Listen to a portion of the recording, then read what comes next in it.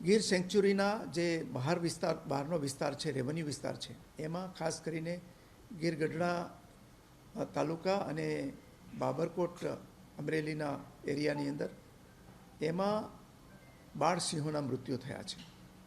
આ બાળસિંહ કબને suspected baby સિયા નામનો વાયરસથી મૃત્યુ થવાનો એક ધારણા કરવામાં આવે છે.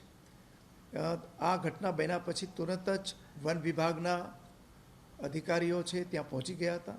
વેટરનરી ડૉક્ટરોની ટીમ પણ પહોંચી હતી અને એમણે એમના સેમ્પલ લઈને ગુજરાત બાયોટેકનોલોજી રિસર્ચ સેન્ટરમાં મોકલવામાં આવ્યા છે અને આ રિપોર્ટ આવનારા 3-4 દિવસની અંદર મળવાની સંભાવના છે.